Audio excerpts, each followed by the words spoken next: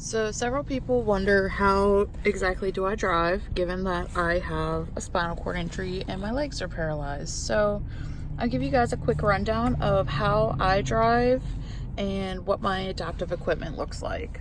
So as you can see that I am in a Subaru Outback. It's just a normal car that I transferred into, and right here is one part of the adaptive equipment that has been installed. This is called a spinner knob, and it lets me turn my wheel easily like this because both of my hands are working, so I can't use two hands to turn the wheel. Now, if I were to have someone else driving my car, this comes out. Hold on. I need two hands to do this. So this comes right out. All I need to do is push a button back here, and then if I want it to go back in, that's all I need to do. So how exactly does the gas and the brake work? Well, this knob right here, which is underneath my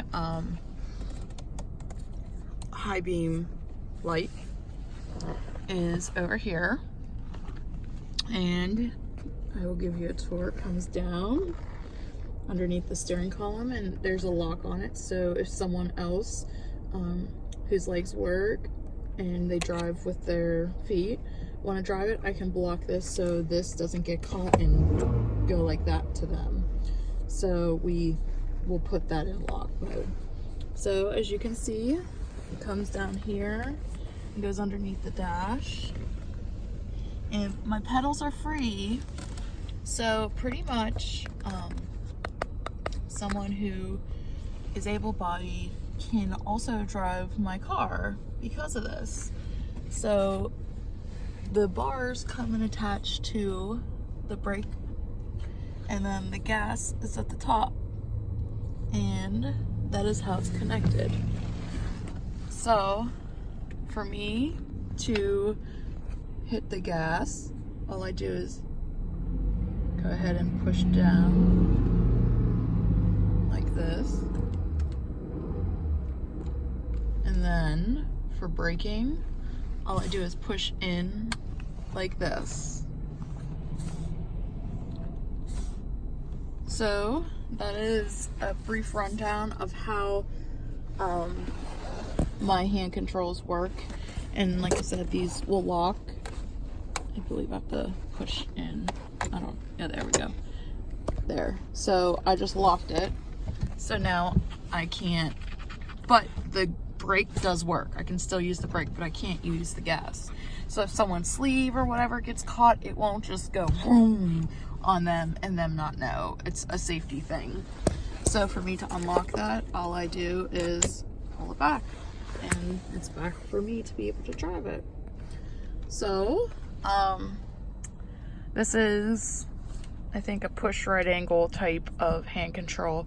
Whenever I drive my old car, I was not lucky enough to have it so close to the steering wheel like this, so I was stuck like this. But when you're going through things like cattle chutes and stuff where it's really narrow, it's always scary to drive with one hand, even when the weather's bad or whatever. So I'm actually able to drive like this and keep my thumb on this side of the wheel, so I actually have a little bit of control as well over here, because having one hand on the steering wheel can be a little bit scary in certain situations. It just makes me feel better to have two hands kind of on the wheel. That's definitely something I know people take for granted, to be able to drive with both hands if they chose to drive with both hands.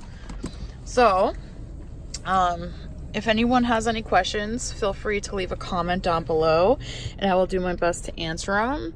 As I said, the different types of adaptive equipment for driving is different based off of people's injury types and exactly what is needed for them to drive.